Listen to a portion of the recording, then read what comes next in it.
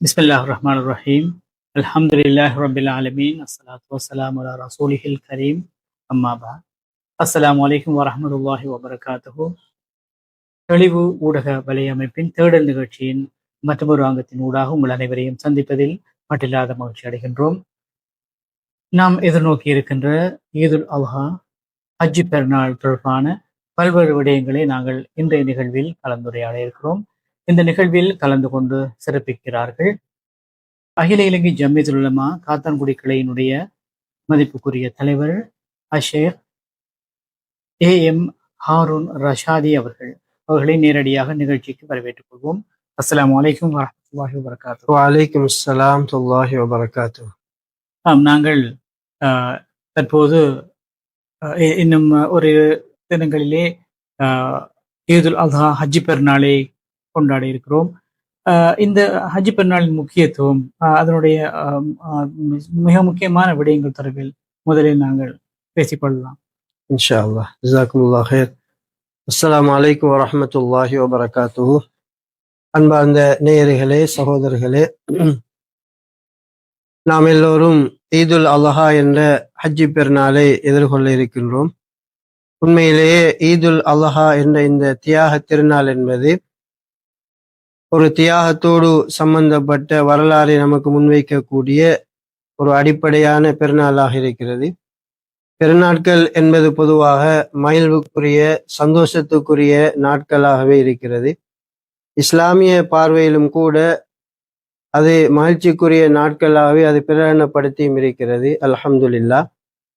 இருந்த போதிலும் அல்லாஹ் சுப்ஹானஹு வ தஆலா எங்களுக்கு மார்க்க அடிப்படையிலே தந்திருக்கின்ற எல்லா விதமான வணக்க வழிபாடுகளும் பொதுவாக அது ஒன்று இறை நம்பிக்கை என்ற அக்கீதாவோடு தொடர்புள்ளதாகவும், அதில் அதிகமானவைகள் மனித வாழ்க்கையில் உள்ள பண்புகள், பழக்க வழக்கங்களோடு தொடர்புள்ளதாகவே அல்லாஹு தஆலா ஆக்கி தந்திருக்கிறார்.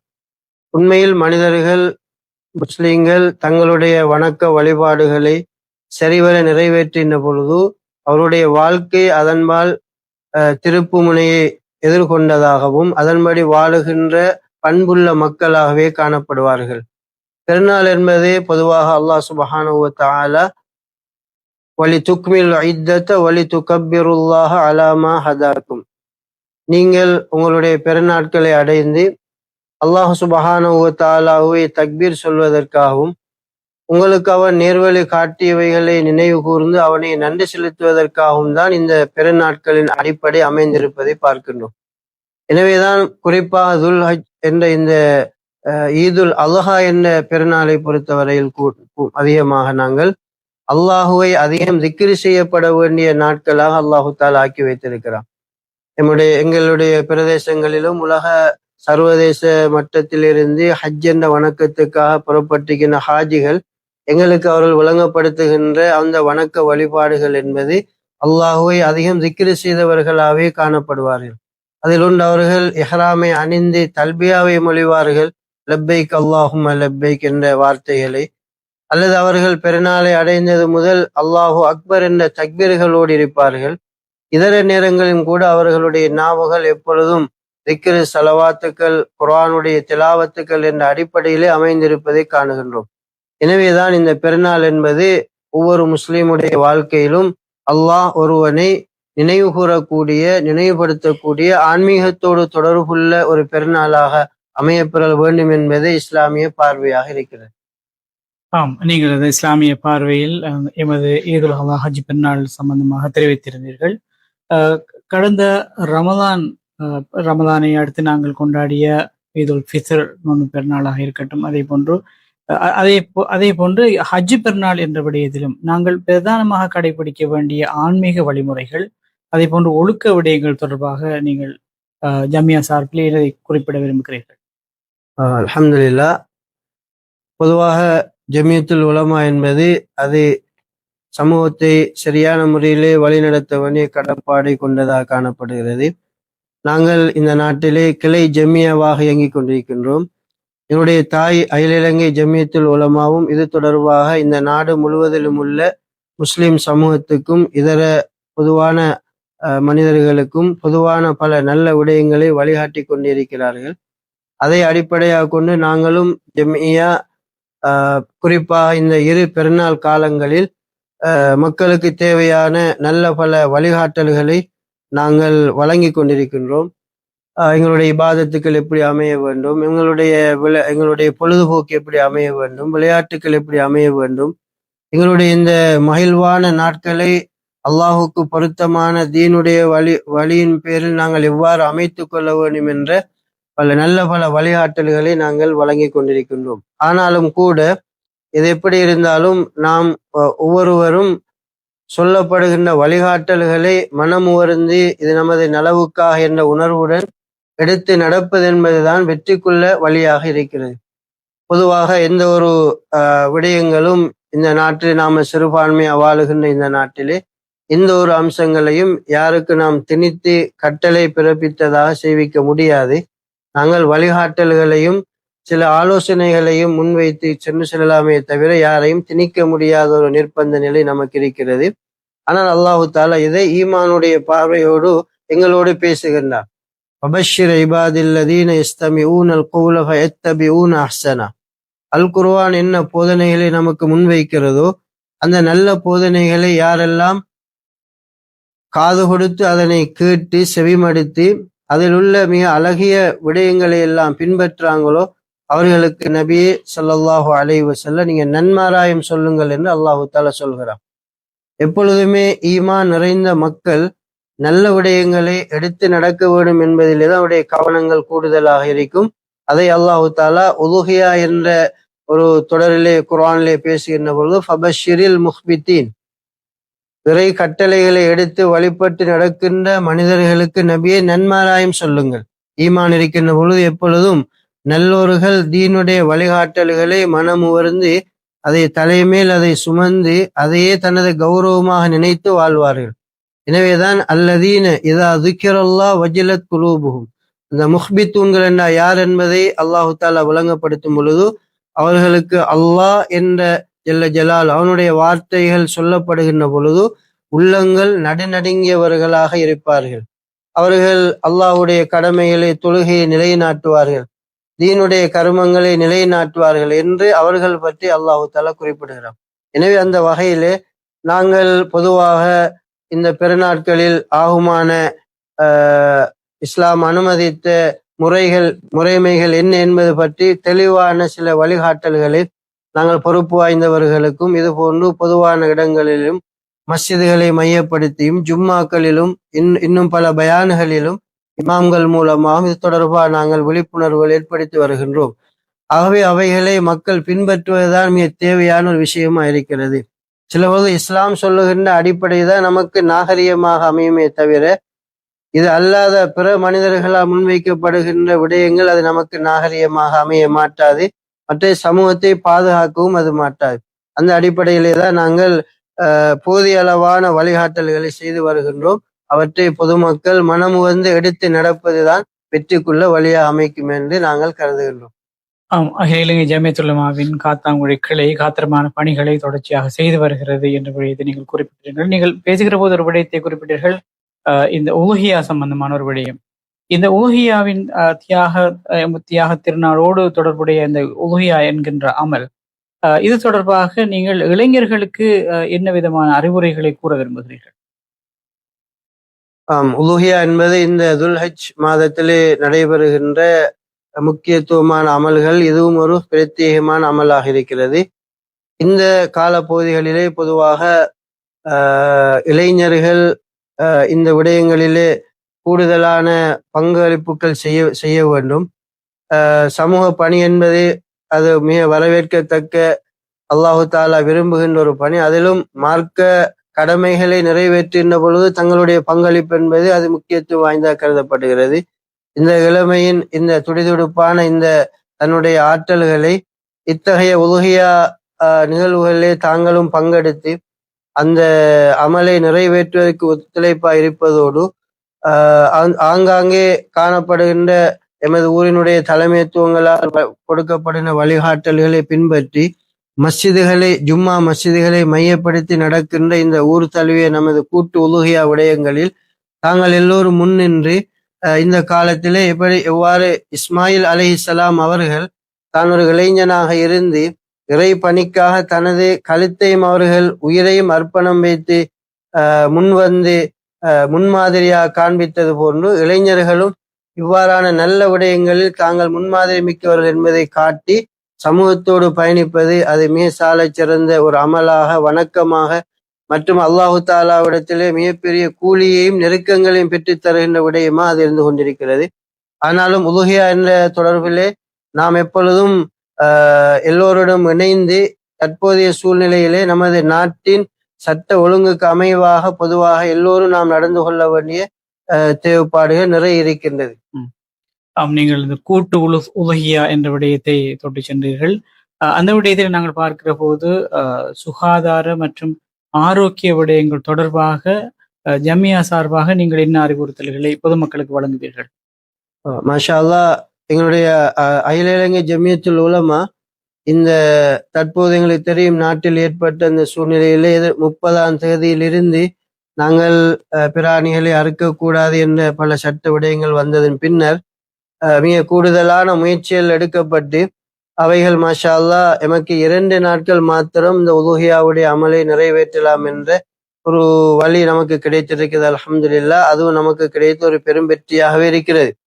எனவே இந்த சூழ்நிலையிலே அகில இலங்கை ஜமியத்துல் உலமாவும் அதுபோன்று நாங்களும் அவருடைய வழிகாட்டலின் கீழால் பல விடயங்களை நாங்கள் இந்த துல்ஹிஜ்ஜா மாதத்தை மையப்படுத்தி அதன் சிறப்பு மகிமையுடன் சேர்த்து கூட்டு உலுஹியா என்ற தலையங்கத்தை விரிவாக நாங்கள் முன்னெடுத்திருக்கின்றோம். அதிலும் இந்த வாரத்திலே கடந்த வாரத்திலே எங்களுக்கு சம்மேளனம் அந்த கூட்டு உலுஹியாவை ஜம்மியாவோடு இணைந்தவாறு முன்னெடுக்கின்ற காரணத்தினாலும் அவர்களால் வேண்டிக் கொள்ளப்பட்டமைக்கு அமைய ஹுத்துபாக்களை நாங்கள் அந்த தலையங்கத்திலே மக்களுக்கு ஓத வேண்டும் என்ற விடயங்களை முன்வைத்தோம். அதே போன்று இமாம்களோடாகவும் அது சம்பந்தமான ஒழுங்குகளை நாங்கள் முன்வைக்கிறோம். குறிப்பாக சொல்ல போனால் அது தொடர்பாக நாங்கள் பொதுவாக நாட்டினுடைய சட்ட திட்டத்துக்கு அமைவாக முதலாவது எங்களுடைய பிராணிகளை கொள்வனவு செய்கின்ற விடயத்தில் கவனம் எடுக்க வேண்டும்.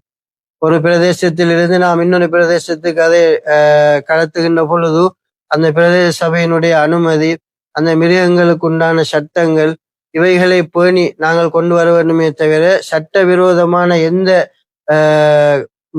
முறைமைகளை நாங்கள் எடுத்துக்கொள்ளக்கூடாது. எனது ஒரு வணக்கம், அதில் பிழையான முறைகள் ஒன்றும் இந்த வணக்கத்தை செல்லுபடியாக்காது, அது ஏற்றுக்கொள்ளப்படாதா மாறிவிடும். அத்தோடு நாங்கள் மிருகங்களை கொண்டு வருகின்ற பொழுது கூட அதை மிக பாதுகாப்பாக கொண்டு வரப்பட வேண்டும். அதை ஏற்றுகின்ற பொழுது இறக்குகின்ற பொழுது அந்த மிருகங்களுக்கு ஆழமான காயங்களோ அல்லது அதுக்கு நோவினைகளோ ஏற்படாத வண்ணம் அவைகளை கொண்டு வரப்பட வேண்டும். அத்தோடு நாங்கள் அவைகளை அறுவை செய்கின்ற இடங்களிலும் கூட இஸ்லாம் அறுவையின் பொழுது நிறைய வழிகாட்டலை செய்திருக்கிறது. இந்த அளவென்றால் ரசூல் ஸல்லல்லாஹு அலைஹி வஸல்லம் அவங்க சொன்னாங்க, இன்னல்லாஹ கதபல் இஹ்சான் என்ற இந்த நீண்ட ஹதீஸிலே இதா தபஹ்தும் ஃபஅஹ்சினு ஸிபஹா, நீங்கள் பிராணிகளை அறுக்கின்ற பொழுது அந்த அறுவைகளை அழகுற அறுத்துக் கொள்ளுங்கள் என்றார்கள். இப்ப அழகுற அறுத்துக் கொள்வது என்பதற்கு உலமாக்கள் மிக அழகான விரிவான கருத்துக்களை சொல்லியிருக்கிறார்கள். அந்த மிருகத்தை ஓய்வு கொடுக்கிறது, அந்த மிருகத்தை நாங்கள் அறுக்கின்ற பொழுது ஒன்று பார்க்கின்றவாறு இன்னொன்றை அறுக்காமல் இருப்பது, அதனுடைய நரம்புகளை உணவு அந்த உயிர் நாடி நரம்புகளை நாம் அறுத்து அவருடைய இரத்தங்கள் சுயமா அப்படியே ஓடும் வரை நாம் விட்டு வைப்பது, இவ்வாறான பல ஒழுங்குகளை அந்த அறுக்கின்ற பொழுது கூட சொல்லியிருக்கிறார்கள்.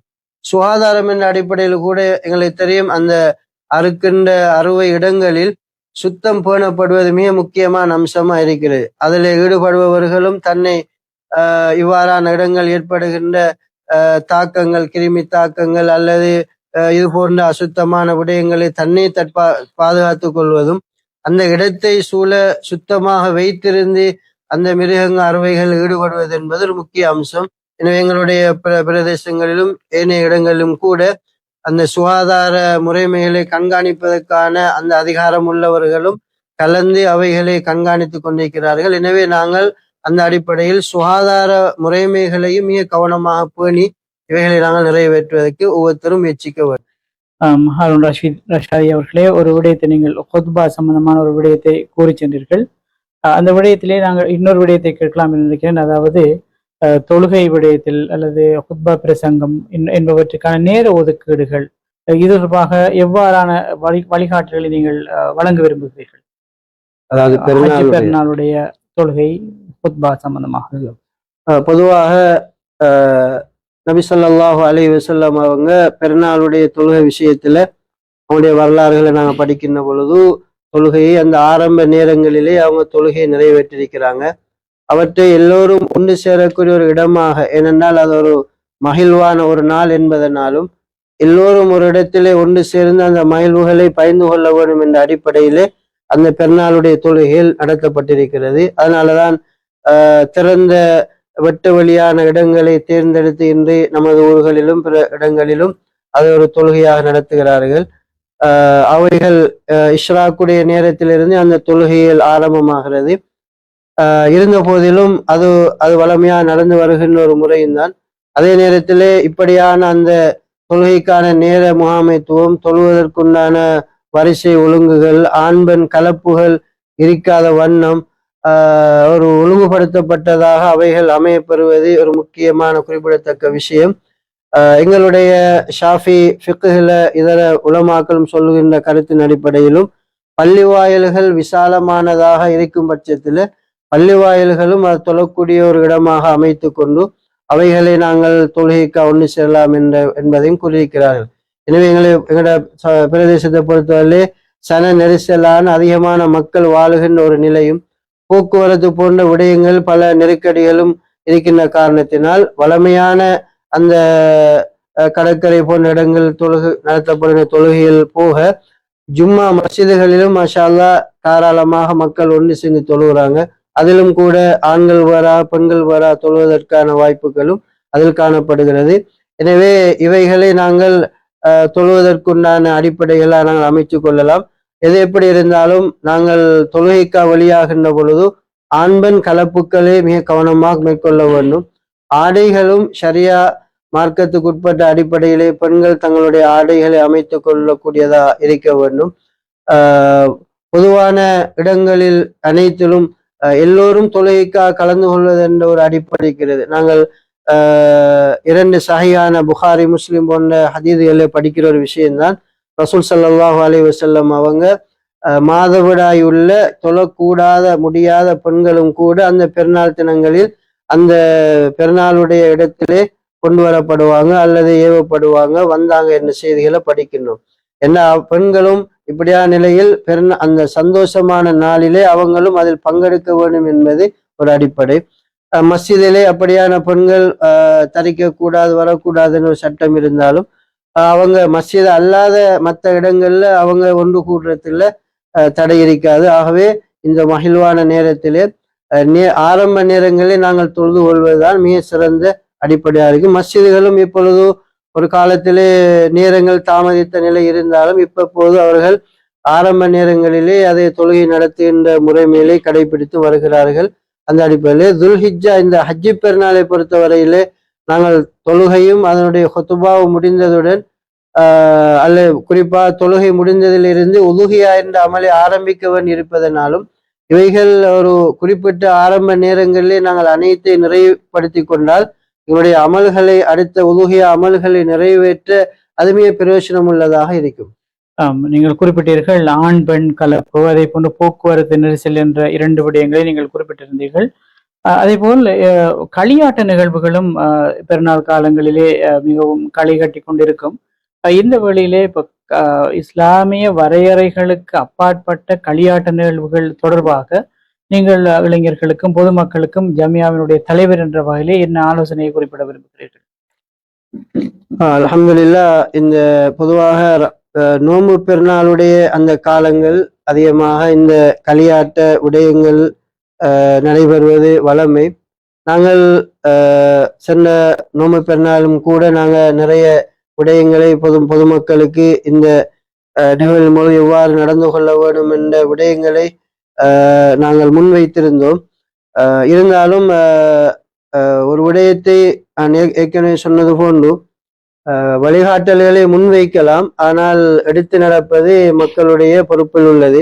ஒமா அலைனா இல்லல் பலா. அல்லாஹு தாலாவுடைய தூதர் ஸல்லல்லாஹு அலைஹி வஸல்லம் அவங்க மக்களுக்கு தீனுடைய மார்க்க விழுமியங்களை முன்வைக்கிற அதே நேரத்துல அவங்க சொன்னது, நாம் எத்து வைப்பது அன்று எங்கள் மீது பொறுப்பில்லை என்ற ஒரு விடயத்தையும், அதே போல பதைக்கு நீங்க ஞாபகமூட்டுங்க நபியே, நீங்க மக்களுக்கு நினைவூட்டக்கூடிய ஒருவராக இருக்கிறீங்க, அவர்கள் மீது சாட்டப்படவில்லை என்ற ஆயத்துக்கள்.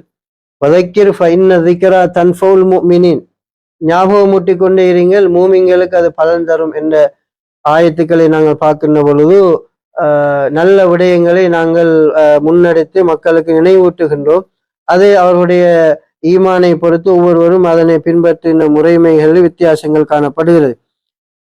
பொதுவாக பெருநாள் என்பது சந்தோஷமான நாள். சஹாபாக்கள் அனுமதிக்கப்பட்ட அந்த ரபானை தட்டினார்கள். அந்த நேரத்திலே இது எங்களுடைய பெருநாள் நாளாக இருக்கிறது, ஆகவே இந்த மகிழ்வுகளை நாங்கள் பங்கெடுக்க வேண்டும் என்று சொல்லப்பட்டது. அதுபோன்று அஹ்லுல் ஹபஷா என்ற ஹபஷா வாசிகள் என்பவர்கள் அந்த நாளை விளையாட்டுக்களை அவர்கள் மேற்கொண்டார்கள். இதுவெல்லாம் பார்க்கின்ற பொழுது இஸ்லாம் ஒருபொழுது ஒரு மனிதனுடைய மகிழ்வுக்கு தடையாக இல்லை, அது அனுமதிக்கிறது. ஆனாலும் ஒரு வரையறையை நமக்கு ஒரு பாதுகாப்புக்கான ஒரு வரையறையை சொல்லியிருக்கிறது. அதனால அளவு கடந்த மகிழ்ச்சி நாம் மார்க்கத்தை மீறி அடைய முடியாது. மார்க்கம் அனுமதிக்காத களியாட்டங்கள் இதர விடயங்களிலே நாங்கள் ஈடுபட முடியாது. இவைகளில் நாங்கள் மிக பேணுதலாக இருந்து செல்கின்ற பொழுதுதான் நிச்சயமாக நாங்கள் அதில் ஒரு நல்லதொரு வெற்றி அடையலாம். ஆகவேதான் எங்களுடைய ஜம்மியா கடந்த காலங்களில் இது பற்றி வழிகாட்டி அதே போன்று சிந்தித்து வந்ததை போன்று இம்முறை மிக கூடுதலான கரிசனை நாங்கள் எடுத்தோம். அந்த வகையிலே தான் நாங்கள் பெருநாள் காலங்களில் எவ்வாறான விடயங்களை நாங்கள் மேற்கொள்ள வேண்டும் என்ற அடிப்படையிலே சில விடயங்களை நாங்கள் தயாரித்தோம். அதில் தான் பெருநாள் வழிகாட்டல் ஒன்றை தயாரித்திருக்கிறோம். அதிலே சமகால சவால்கள் என்ன என்பதை, அதுபோல எங்களுடைய தூர நோக்கு என்ன என்பதை பற்றி நாங்கள் அதில் பேசியிருக்கின்றோம். அதுபோல அனுமதிக்கப்பட்ட இஸ்லாமிய பார்வையில் உள்ள விளையாட்டுகள் என்ன என்பதை வேறுபடுத்தி காட்டியிருக்கின்றோம். எங்கள் போல பாரம்பரிய அந்த விளையாட்டுகள், அதுபோன்று ஒவ்வொருவரிடம் இருக்கின்ற ஆற்றல்களை வெளிப்படுத்தும் முகமான விளையாட்டுகள், அவ்வாறான விடயங்கள், அதுபோல பெண்களுக்கான தனித்துவமான அடிப்படைகள், முதியோர்களுக்கான அமைப்புகள் என்ன செய்யலாம் என்ற பல தலையங்கங்களை மாஷா அல்லாஹ் நாங்கள் எடுத்து அது சம்பந்தமான விடயங்களை பொறுப்பு வாய்ந்தவர்களுக்கு முன்வைத்திருக்கின்றோம். அதை பொதுமக்கள் ஏனையவர்களுக்கும் அது வழிகாட்டப்படும். ஆகவே அந்த விஷயங்களை எல்லோரும் நாங்கள் பின்பற்றி நடக்கிறது தான் முறைமையானது. அதுபோல நாங்கள் எடுத்துக்கொண்ட முக்கியமான தலைப்புகள் ஒன்றுதான் ஹலாலான முறையிலான சுற்றுலா பயணங்கள் விடயங்கள் எப்படி அமைக்கப்பட வேண்டும் என்பதை பற்றி நாங்கள் சிந்தித்திருக்கின்றோம். அது அது அது தொடர்பான விடயங்களை பற்றி நாங்கள் விழிப்பூட்டி கொண்டு வருகின்றோம். பொறுப்பு வாய்ந்தவர்களுக்கு நாங்கள் அதை நினைவிட்டுக் கொண்டும் இருக்கின்றோம். ஆகவேதான் களியாட்டங்கள், அனுமதிக்கப்படாத விடயங்கள் என்பது இவ்வாறான விடயங்கள் பாவங்களோடு தொடர்பானது என்பது அது முற்றிலும் தவிர்க்கப்பட வேண்டியது. அடுத்து பொதுவாக சில பொழுது ஆண் பெண் கலப்புகளுடைய ஒரு ஒழுங்குபடுத்தல் இல்லாத பொழுது சில நேரம் அதை மார்க்கம் அனுமதிக்காத விபச்சாரம் போன்ற பாவச் செயல்களுக்கு இட்டு செல்லத்துக்கு வாய்ப்பு இருக்கிறது. அல்லாஹு தாலா அல் குர்ஆனே வலா தக்ரபு ஸினா, விபச்சாரத்துக்கு நீங்க நெருங்காதீர்கள் என்று சொல்கிறார். விபச்சாரம் செய்யாதீர்கள் என்று சொல்வதை விட விபச்சாரத்துக்கு நெருங்காதீர்கள் என்று சொல்கிறான். அதனாலதான் விபச்சாரத்தை தூண்டும் பல காரணிகள் இருக்கிறது. அது கூட இஸ்லாமிய துல்லியமா அந்த விடயங்களை பார்க்கிறது. அதனாலதான் கண்ணும் விபச்சாரம் செய்கிறது, உறுப்புகள் ஒவ்வொன்றும் விபச்சாரம் செய்கிறது. அதே மனிதனுடைய மறைவிடம் உண்மைப்படுத்துகிறது அல்லது பொய்ப்படுத்துகிறது என்று ஸல்லல்லாஹு அலைஹி வஸல்லம் அவங்க சொன்னாங்க. ஆகவேதான் நாங்கள் மகிழ்ச்சியோடு மகிழ்வோடு சந்தோஷமாக மேலோங்கி வாழுகின்ற பொழுது எப்பொழுது ஒரு சமூகத்திலே பாவங்கள் தலை தூக்குமோ அங்கு நிறைய வீழ்ச்சிகளும் நஷ்டங்களையும் பலதரப்பட்ட நோய்களையும் நெருக்கடிகளையும் சந்திக்க வரும் என்பதை அல் குர்ஆன் அஸ்-சுன்னா எங்களுக்கு தெளிவாக சொல்கிறது. அதுக்கு சான்றா அல் குர்ஆனிய வரலாறுகள் எங்களுக்கு பேசுகிறது. ஆகவே நாங்கள் எப்பொழுதும் அனுமதிக்கப்படாத களியாட்டங்களை இந்த ஜம்மியா என்பதும் உலமாக்கள் என்பவர்களும் ஒரு பொழுதும் அனுமதிக்க முடியாது. ஆனாலும் அதற்குரியான மாற்றீடுகளை நாங்கள் தாராளமாக சிந்தித்து மக்களுக்கு முன்வைத்து கொண்டிருக்கின்றோம். நாங்கள் இந்த பெருநாளை கொண்டாடுகின்ற இந்த காலத்திலே நாங்கள் மீண்டும் ஒரு முறை உபஹியா சம்பந்தமான விடயத்துக்கு வரலாம். அதாவது உதகியா இப்போது இருக்கின்ற பொருளாதார நெருக்கடியின் காரணமாக உதகியா கொடுப்பதற்கு தனியாக சிலருக்கு முடியாமல் இருக்கலாம். அவர்கள் இந்த கூட்டு உதகியா திட்டத்துக்குள் உள்வாங்கப்பட வேண்டும் என்று விரும்பினால், அவ்வாறு வருகிறவர்களுக்காக உள்வாங்கப்பட வேண்டும் என்று விரும்புகிறவர்களுக்காக நீங்கள் என்ன ஆலோசனைகளை கூற விரும்புகிறீர்கள்? அல்ஹம்துலில்லாஹ், எமது பிரதேசத்தை காத்தாங்குடி பிரதேசத்தை பொறுத்தவரையிலே மிக காலந்தொட்டு நடந்து வருகின்ற ஒரு அமல் தான் கூட்டு உலுகியா என்பது. ஹஜ்ஜி பெருநாள் இந்த தினத்திலே உள்ள உலுகியாவினுடைய அடிப்படை நோக்கத்திலே ஒன்று ஒரு அடிப்படையான சுண்ணாவை நிறைவேற்றுவதும், இரண்டாவது அதன் மாமிசங்கள் இறைச்சிகள் எல்லாருடைய வீடுகளுக்கும் சென்றடைவது நோக்கமா இருக்கிறது. இப்ப எங்களுடைய நாட்டை பொறுத்தவரையில தனித்தனியா ஒவ்வொருவரும் அந்த மாடுகளை கொள்வனவு செய்வது அல்லது அவங்களாக 7 பேர் சேர்ந்து கூட்டி சேர்வது என்பது ஒரு சிரமத்துக்குள்ள காரியமா தெரிகிறது. ஒரு சில நேரங்களில் ஆங்காங்கே உள்ளவர்கள் அதை ஒன்று சேர்ந்து செய்தாலும் கூட பொதுவான முறையிலே கூட்டிணைவது என்பது சிரமமான விஷயம். அதனாலதான் எங்களுடைய காத்தாங்குடி பள்ளிவாயல் முஸ்லிம் நிறுவனங்கள் சம்மேளனம், அதே போல ஜமியத்துல் உலமா இணைந்து அதனுடைய குழுக்களா அமைந்து மாஷா அல்லாஹ் அவைகளை பிரகடனப்படுத்தி ஜும்மா பள்ளி வாயிலை மையப்படுத்தி அந்தந்த பள்ளி வாயிலுக்கு உட்பட்டவர்கள் அந்த பள்ளிவாசல்களிலே தங்களுடைய பங்குகளுக்கு தாராளமா சேர்க்கலாம் என்று அறிவித்தலை கொடுத்து மாஷா அல்லாஹ் அதிலே பங்கு சேருகிறார்கள். அது மிக உண்மையிலே நாங்கள் இப்ப அண்மித்த பல ஊர்களில் நிலைமையில விசாரிக்கின்ற பொழுது, இன்று கூட நான் காலையில் ஒரு ஊரு பிரதேசத்தை சென்றிருந்த பொழுது அங்கு ஒரு பங்குக்கான விலையை சொன்னார்கள். அது ஒரு 40,000 ரூபாய் ஒரு பங்குக்கான விலையாக தீர்மானிக்கப்பட்டிருக்கிறது. அது காரணம் என்னன்னு சொன்னா அதை ஒன்று சேர்க்கிற முறைகள் அது குறைவாக காணப்படுவதனால பங்களுடைய விலைகள் கூட இருக்கிறது. இது மாஷா எங்களுடைய ஒரு பொதுவான அடிப்படையில் இது நடக்கின்ற காரணத்தினால பங்குகளுக்கான விலைகளும் குறைவாக காணப்படுகிறது. ஒரு மாட்டுக்கான பொதுவான விலைகளும் குறைவாக காணப்படுது. ஆகவே மாஷா அல்லான்னு எல்லாருமே இதுல பங்கெடுக்கிறதுக்கான ஒரு இலகுவான வழி இருக்கிறது. இந்த நாட்டு சட்டத்துக்கு அமைவாக ஒவ்வொருவரும் அதுல இணையத்தை கொண்டு ஒரு பொதுவான அடிப்படையில் பாதுகாப்பான முறையில செய்வதற்கான விடயங்களும் காணப்படுகிறது. காத்தாங்குடி போன்ற ஒரு நெருக்கடியான, அதாவது மிக சனநெரிசல் மிக்க ஒரு பிரதேசத்திலே உலுஹியா என்கின்ற விடயத்தை மேற்கொள்கிற போது ஏற்படுகின்ற அந்த சில நெருக்கடிகள், அதாவது அதற்காக நாங்கள் எதிர்நோக்கின்ற பிரச்சனைகளுக்கு, அதாவது அது ஒரு விடயமாக இருக்கிறது. இரண்டாவது, பள்ளி வாயில்கள், அதே போன்று நிறுவனங்கள், தனியார் நிறுவனங்கள் சேர்ந்து அப்படி தனியாகவும் கூட்டாகவும் இந்த உலுஹியா கடமையை நிறைவேற்றுகிறார்கள். இவ்வாறு தனித்தனியாக அல்லது ஒன்றிணைந்து நிறைவேற்றப்படுகிற போது இவற்றை ஒருங்கிணைப்பதற்கு அல்லது அதை கோஆர்டினேட் செய்வதற்கான நீங்கள் எவ்வாறான கட்டமைப்புகளை அமைத்து வைத்திருக்கிறீர்கள்? அல்ஹம்துலில்லாஹ், இது பொதுவாக எங்களுக்கு தெரியும், நமது பிரதேசத்தினுடைய ஒரு நகர சபையினுடைய அடிப்படை திட்டத்தின் கீழால் உள்ள ஒரு அடிப்படையாக காணப்படுவதனால எமது பிரதேசம் வளமையாகவே அந்த நகர சபையினுடைய அந்த கண்காணிப்பு பொதுவாக இருந்து வருகிறது. அதில் ஒன்றுதான் அறுவை செய்கின்ற இடங்கள். அது குறிப்பிட்ட இடங்களாக தீர்மானிக்கப்பட்டு அதுக்குண்டான சரியான முறைமையான அனுமதிகள் பெறப்பட்டு அதனூடாக அது அங்கு நடந்து வருவதை பார்க்கணும். ஒழுங்கமைக்கப்பட்ட ஒரு முறையுமே காணப்படுகிறது.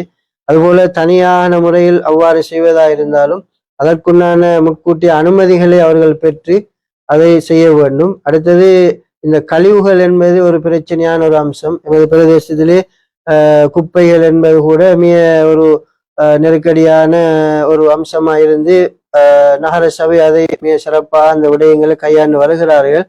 இருந்த போதிலும் அவ்வாறான அந்த கழிவுகள் என்ற விடயத்தில் மிகவும் சட்ட ஒழுங்குகளை பேணி என்னால் நெருக்கடியா வாழ்கின்ற இடங்களில் அது பல அசுத்தங்களை, பல விதமான பிரச்சனைகளை, தீங்குகள் ஏற்படுவதற்கான வாய்ப்புகள் இருக்கிறது.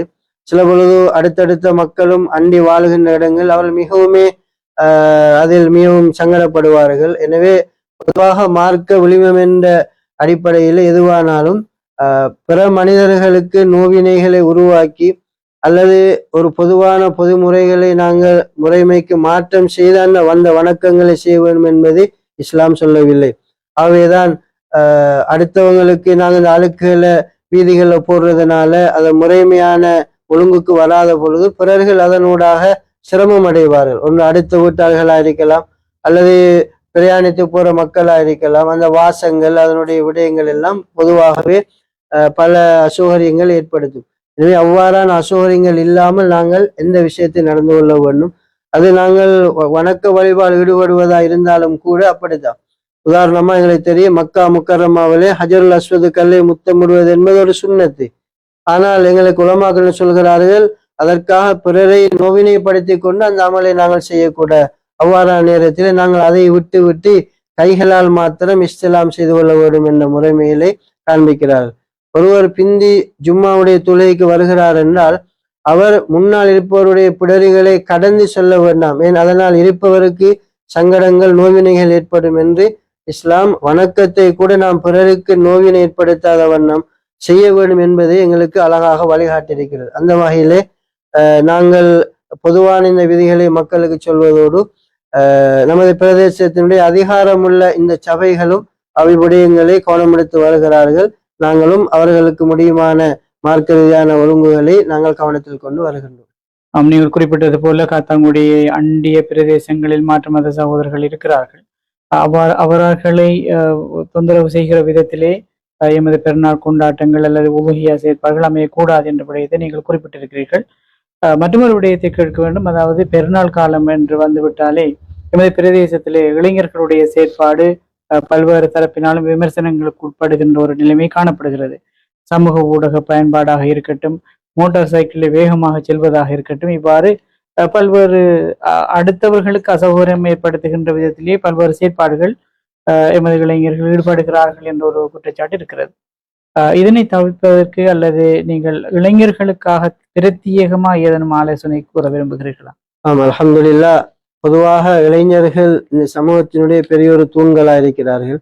அவர்கள்தான் எதிர்காலத்தினுடைய தலைவர்கள்.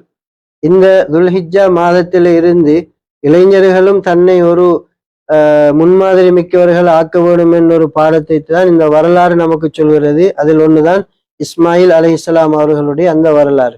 இதை அடிப்படையாக கொண்டு ஒவ்வொரு இளைஞர்களும் தன்னை எவ்வாறு கல்வியில் முக்கியத்துவம் எடுப்பது போன்று தனது ஆன்மீகத்திலும் கூடுதலான கவனம் எடுத்து ஆன்மீகத்தை தொடர்புள்ளவங்களாக தன்னை ஆக்க வேண்டும்.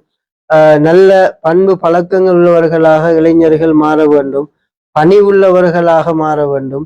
சமூகத்தின் தலைவர்களை மதிப்பதும், மூத்தவர்களை மூத்த வயதுடைய முதியவர்களை அவர்கள் கண்ணியப்படுத்தி நடப்பதும், அதுபோன்று தான் சமூகத்துக்கும் தனது தாய் தந்தைக்கும் தனது ஆசான்களுக்கும் தனது சமூகத்துக்கும் ஒரு நல்லவராக நல்ல பிரஜையாக வாழ்வது, குறிப்பா தான் வாழுகின்ற பிரதேசத்திற்கு நட்பெயரை பெற்றுக் கொடுக்கின்ற ஒரு சிறந்த இளைஞர்களாக வாழ வேண்டும் மாற வேண்டும் என்பது இந்த காலம் தருகின்ற பாடமும். இத்தகைய நல்ல போதனைகளைத்தான் அந்த வாலிபர்களுக்கும் இளைஞர்களுக்கும் நாங்கள் நினைவிட்டு கொண்டிருக்கணும். எங்களுடைய ஜமியத் உலமா கடந்த காலங்களாக செய்து வருகின்ற ஒரு பணிதான், ஒவ்வொரு மாதமும் 20 இளைஞர்களை எங்களுடைய ஜம்மியாவிலே நாங்கள் ஒன்றிணைத்து அவர்களுக்கான பல தலைமைத்துவ சார்ந்த இது போன்ற பல கிளை தலையங்கங்களை ஏற்படுத்தி நாங்கள் அவர்களுக்கு ஒரு மாத கால பயிற்சி வகுப்புகளை பலர்கள் அனுபவமிக்கவர்களால் உலமாக்கள் அதுபோன்ற துறை சார்ந்தவர்களோடு அவர்களுக்கு பயிற்சி வைத்து நாங்கள் ஒரு சான்றிதழை வழங்குகின்றோம். எங்களுடைய நோக்கம் என்னவென்றால், இந்த இளைஞர்கள் அனைவரும் தங்களுடைய கல்வித்துறையிலும் இதர விடயங்களும் முன்னேற்றம் அடைவதோடு ஆன்மீக துறையில் இணைந்தவர்களாக இவ்வாறான ஆன்மீக பணிகளுக்கு ஒத்துழைப்பானவர்களாக மாற வேண்டும் என்ற அடிப்படையிலே அந்த இளைஞர்களை நாங்கள் கவனம் எடுத்து வழிகாட்டலை செய்து வருகின்றோம். எதிர்காலத்திலே பொதுவான இன்னும் பல இளைஞர்களை உருவாக வேண்டும் என்ற அடிப்படையான திட்டங்களை நாங்கள் யோசித்து வருகின்றோம். எனவே இளைஞர்கள் இந்த கால பகுதியிலே அமைதியாக நல்ல அடக்கமாக தங்கள் மீது தாங்களே அனுதாபப்பட்டவர்களா. எங்களுக்கு தெரியும், இந்த காலம் அதிகமான உயிரிழப்புகள், இளம் மரணங்கள், விபத்துக்கள் பலதாக அது நடப்பதை பார்க்கின்றோம். எந்த அளவு சிந்தனையற்ற நிலை என்றா மிக பாரதூரமான விபத்துக்களை கண்ணூடாக கண்டும் அவர்கள் அதிலிருந்து படிப்பினை பெறாத நிலையில் தங்களுடைய வாகனங்களை ஓட்டி செல்வதும் தங்களுடைய நடவடிக்கைகளை அமைத்துக் கொள்வதும். நமது காத்தாங்குடி பிரதேசம் தற்பொழுது பல சுற்றுலா பயணிகள் பல இடங்களாலும் வருகின்ற ஒரு ஊராக இருக்கின்றது. இவர்கள் இந்த இளம் சமூகத்தையும் ஒரு பார்வையாக பார்த்து செல்கிறார்கள். அந்நேரத்திலே நாம் ஒரு நல்ல பண்பாடு மிக்கவர்களாக நடக்கின்ற பொழுது எவ்வாறு இந்த ஊர் ஒரு சிறந்த ஒரு நற்பெயரை பெறுவதை போன்று இளைஞர் சமூகத்தாலும் ஒரு நட்பெயருக்குள்ளதா அது மாறும். எனவே அப்படிப்பட்ட உணர்வுகளை வாலிபர்கள் தன்னகம் ஆக்கி கொண்டு பயணிக்க வேண்டும் என்ற ஒரு போதனையைத்தான் நாங்கள் வாலிபர்களுக்கு நினைவூட்டுகின்றோம். வாலிபர்கள் குறிப்பாக இளைஞர்கள் மிகவும் முன்னுதாரணம் மிக்கவர்களாக செயற்பட வேண்டும் என்ற விடயத்தை நீங்கள் ஆணித்தரமாக குறிப்பிட்டிருந்தீர்கள். பெருநாள் காலம் என்பது மகிழ்ச்சியாக கொண்டாடப்பட வேண்டியது என்பதில் மாற்று கருத்து இல்லை. ஆனால் அந்த காலங்களில் போதைப் பொருள் பயன்படுத்துவது என்பது மிகவும் பாரதூரமான விடயமாக இருக்கிறது. இவ்வாறான விடயங்கள் தொடர்பாக ஜமியா தலைவர் என்ற வகையிலே நீங்கள் என்ன ஆலோசனை குறிப்பிட விரும்புகிறீர்கள்? ஆம், பெருநாள் சந்தோஷங்களை நான் ஏற்கனவே சொன்னது போன்று அல்லாஹு தாலாவுக்கு விருப்பமான எங்களுக்கு அனுமதிக்கப்பட்ட வழிகளில் தான் நாம் அவற்றை கழிக்க வேண்டும். இத்தகைய நேரங்களில் சிலர்கள் அல்லது பல போதினரை தவறி விடுகிறார்கள். தங்களுடைய மகிழ்வை வெளிப்படுத்துகின்ற அடிப்படையிலே இவ்வாறான பிழையான விளையாட்டுகளோ அல்லது பிழையான பாவனைகளோ அல்லது பிழையான தொடர்புகள் என்ற வகையில் அந்த மகிழ்ச்சிகளை வெளிக்காட்ட முற்படுகிறார்கள். அது நமக்கோ சமூகத்துக்கோ ஒரு ஆரோக்கியமானதா இருக்காது. இதில் நாங்கள் ஒரு விழிப்புணர்வோடு தாங்களும் நடந்து கொள்ள வேண்டும். அதோடு சமூக பொறுப்பு வாய்ந்தவர்கள், குறிப்பா மஸ்ஜிதை மையப்படுத்தி அல்லது அந்த ஊருடைய தலைமைத்துவங்களால் அப்படியான பல ஒரு மேற்பார்வை வழிகாட்டல்களை அவங்களுக்கு செல்லப்படுவது. அது பொதுவாக ஒரு மனிதன் பாவதாரியாக மாறுவது அவன் ஒரு தனித்தவனாக ஒரு ஏதாவது ஒரு செயற்பாடுகளில் பயனுள்ள செயற்பாடுகளில் தொடர்பு இல்லாத பொழுது அந்த நேரத்தை அல்லது அவனுடைய தனிமையை எவ்வாறு கழிக்கலாம் என்ற அடிப்படையிலே பாவங்களுக்குள் சிக்கிக் கொள்கிறார்கள். பொருத்தமற்ற நண்பர் சூழல் தொடர்புகளால் நிறைய அவ்வாறு பெருமதி மிக்கவர்களும் தன்னை வாழ்க்கையை அழித்துக் கொள்கிறார்கள். ஆகவே இந்த இளைஞர்களுக்கான அல்லது பொதுவானவர்களுக்கான இந்த தனிமையில் இருந்து அவங்களை எப்படி ஒரு பாதுகாப்பான நிலைகளை வழிகாட்டலை கொடுக்கலாம், அதுபோன்று அவர்களுக்கான மாற்று வழிகளை எப்படி கொடுக்கலாம் என்பதில் எல்லோரும் சமூக பொறுப்பு வாய்ந்த எல்லோரும் ஒன்றிணைந்து அவர்களை கண்காணிக்க வேண்டும். எல்லா காலங்களிலும் பொதுவாக ஒரு அவர்களுக்கு விருப்பமான அனுமதிக்கப்பட்ட துறைகளை ஊக்குவித்து, உதாரணமா ஒரு விளையாட்டு துறை என்று அதில் அவர்களை ஊக்குவித்து அந்த விளையாட்டு துறையிலே விளையாட்டுக்களை முடித்த அதே நிலையிலே அவர்கள் தங்களை சுத்தம் செய்து கொண்டு அண்மித்த மஸ்ஜிதுக்கு வந்து தொழக்கூடியவர்களாக அந்த மக்ரிப் இஷாவுக்கு இடைப்பட்ட நேரங்களில் சூழல் மயப்படுத்தப்பட்ட இடங்களில் தங்களுடைய கல்வி விஷயங்களை தொடர்பவர்களாக அவ்வாறான ஆன்மீக தொடர்புகள் அல்லாஹ் இறை அச்சங்களோடு தொடர்பட்டதாக இருக்கும் பொழுது நிச்சயமாக அந்த பாவங்கள்ல இருந்து தற்காத்து கொள்வதற்கான வழிகள் நிறைய காணப்படும். பொதுவாக எச்சமுமா இருந்தாலும் இறை அச்சம், அந்த இறைவனை பற்றிய பயமின்மை எப்பொழுது வருகிறதோ அங்கு இவ்வாறான சீர்குலைவுகள் அதிகம் காணப்படுவதை பார்க்கின்றோம். பயப்பட தகுதியான ஒருவன் அல்லாஹ் மாத்திரம்தான் என்ற வகையிலும் நாங்கள் முஸ்லிம்கள் என்ற வகையிலும் நாம் அவனை பயந்து வாழுகின்ற பொழுது நிச்சயமாக அந்த பாவங்களிலிருந்து எங்களை தற்காத்துக் கொள்கின்ற வாய்ப்புகள் ஏராளம் இருக்கிறது. ஆமா, உங்களுடைய பல்வேறு வேலை பழுக்களுக்கு மத்தியிலும் எங்களுடைய கோரிக்கையை ஏற்று எமது கேள்விகளுக்கு பதிலளித்த உங்களுக்கு எமது மனமார்ந்த நன்றிகளை தெரிவித்துக் கொள்கின்றோம். ஜஸாக்குமுல்லாஹ் கைரன். ஜஸாக்கல்லாஹ் கைர். பாரக்கல்லாஹ் ஃபீக்கும். பிஸ்மில்லாஹிர் ரஹ்மானிர் ரஹீம். அல்ஹம்துலில்லாஹ் வஸ்ஸலாத்து வஸ்ஸலாமு அலா ரசூலில்லாஹி ஸல்லல்லாஹு அலைஹி வஸல்லம். அன்புக்குரிய நேயர்களே, சகோதரர்களே, இந்த காலம் பொதுவாக ஈமானிய சோதனைகளும் நல்ல விழுமியங்களும் அளிக்கப்பட்டு மறைந்து போற இந்த காலப்பகுதியிலே ஒரு முஸ்லீம் அல்லது ஒரு சமூகம் அவர்கள் இவ்வாறான நசீஹத்துகள், நட்போதனைகள், வழிகாட்டல் ஊடாக அவர்கள் நல்ல பாதையில் பயணிக்கப்பட வேண்டிய தேவைப்பாடு அதிகம் இருக்கிறது. சோதனைகள், குழப்பங்கள் வேகமா வளர்கின்ற அளவு நாம் அதை பாதுகாக்கின்ற விழுமியங்களையும் வழிமுறைகளையும் சிந்திப்பது எல்லோரது கடமை என்ற வகையில் இன்று சமூகத்திலே பல வழிகள் ஊடாக தீனுடைய நல்ல விடயங்கள் முன்னெடுக்கப்படுகின்ற அதே வேளையில் இந்த ஊடகத்தினூடாக தெளிவு என்ற இந்த ஊடகத்தினூடாகவும் இவ்வாறான முக்கியமான நிறுவனங்களையும் அதே போன்று முக்கியஸ்தர்களையும் சந்தித்து அவர்களும் சிரமம் அடைந்து இவ்வாறான வழிகாட்டலை முன்வைப்பது என்பது உண்மையிலே ஒரு வரவேற்கத்தக்க குறிப்பிடத்தக்க அம்சமாக இருக்கிறது. நிச்சயமாக நமது பயணத்திலே, நமது இந்த முயற்சியிலே பல மனிதர்கள் ஓரிரு விடயங்களாயிலும் எடுத்து நடக்கின்ற பொழுது நிச்சயமா அது நமக்கு சொர்க்கத்துக்கு வெற்றியாக நமது ஈரத்து காரணமாக அமைகிறது என்னவாயிலும் இன்றைய காலத்தில் அதிகமானவர்கள் இப்படியான விடயங்களோடு அதிக தொடர்பு இருக்கின்ற காரணத்தினாலும் சுருக்கமான செய்திகளை அவர்கள் பெற்றுக்கொள்ள விரும்புவதனாலும் இதுவும் ஒரு அடிப்படையாக காணப்படுகிறது. எனவே நாங்கள் எவ்வாறு நேரடியான பலன்களை அடைவதை போன்று இப்படியான ஊடகங்கள் ஊடாகவும் பல நல்ல செய்திகளை நாம் அடைகிறோம். அதற்கு இவர்கள் ஆதரவான ஒத்துழைப்பானவர்களாக உழைக்கின்றார்கள். எனவே இவர்களுக்கும் இது போன்ற பல நல்ல மனம் கொண்டவர்களுக்கும் அல்லாஹ் அருள் செய்ய வேண்டும் என்று இந்த நல்ல நேரத்திலே நான் பிரார்த்தித்துக் கொள்கின்றேன். வாஹிரு தஅவானா அல்ஹம்துலில்லாஹி ரப்பில் ஆலமீன். இத்தனை நேரம் எமது கோரிக்கைக்கு அமைவாக பல்வேறு கேள்விகளுக்கும் பதிலளித்த அகில இலங்கை ஜம்மியத்துல் உலமாவின் காத்தாங்குடி கிளையினுடைய தலைவர் மதிப்புக்குரிய ஷேக் ஏஎம் ஹாரூன் ரஷாதி அவர்களுக்கு எமது தெளிவு ஊடக வலையமைப்பின் ஊடாக மனமார்ந்த நன்றிகளை தெரிவித்துக் கொள்வதோடு இன்ஷா அல்லாஹ் எதிர்வரும் 28ஆம் தேதி ஈதுல் அல்ஹா ஹஜ் பெருநாளை கொண்டாடவிருக்கின்ற எமது பார்வையாளர்கள் அனைவருக்கும் முன்கூட்டிய பெருநாள் நல்வாழ்த்துக்களை தெரிவித்துக் கொண்டு இன்ஷா அல்லாஹ் மற்றொரு நிகழ்ச்சியில் உங்கள் அனைவரையும் சந்திக்கலாம் என்ற நம்பிக்கையோடு தோழமையுடன் சலாம் கூறி விடைபெற்றுக் கொள்கின்றோம். அஸ்ஸலாமு அலைக்கும் வரஹ்மத்துல்லாஹி வபரகாத்துஹு.